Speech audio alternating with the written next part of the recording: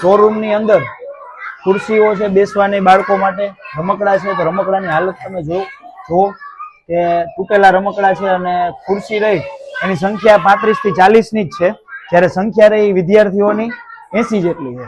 સાથે વાત કરીએ તો જે જમવાનું આવે છે બાળકોને એ 80 છોકરાઓને આટલા ચણા કઈ રીતના જમી શકે, બરોબર.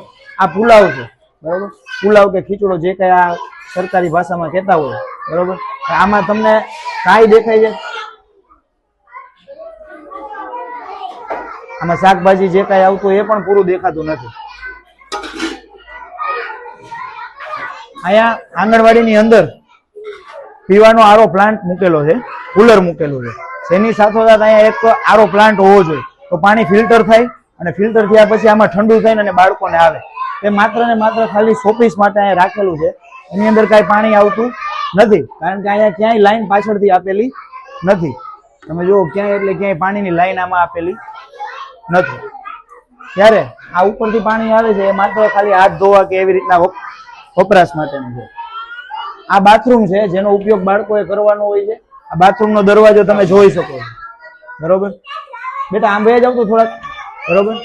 આ બાથરૂમનો દરવાજો હાથમાં આવી ગયો, બરોબર. આ આંગણવાડીની પરિસ્થિતિ. સાથે બાથરૂમના નળ પકડજો ને એ પણ તૂટેલું છે અને ગંદકી પણ એટલી જોવા મળે છે. આંગણવાડીનો જે મુખ્ય દરવાજો છે એ તમે જો રૂમાલથી બાંધેલો છે. હવે આ નાના નાના ભૂલકાઓ રમતા હોય તો આ રૂમાલ જો તૂટી જાય તો આની ઈજા થાય તો જવાબદાર કોણ રહેશે? આંગણવાડીના બાળકોને ડીશમાં જમવાનું આપવાનું હોય ત્યારે અહીં આ આંગણવાડીની સંખ્યા 80 જેટલી છે, ત્યારે ડીશ અહીં 30 થી 35 જ માત્ર છે.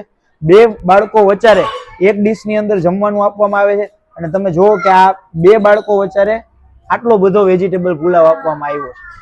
આ વઘારેલા ભાત સરકાર દ્વારા કહેવામાં આવે છે, વઘારેલા ભાતની અંદર માત્ર હળદર નાખી દીધી હોય એટલું જ છે, પીળો કલર પકડાવી અને આને વઘારેલા ભાત કહેવામાં આવે.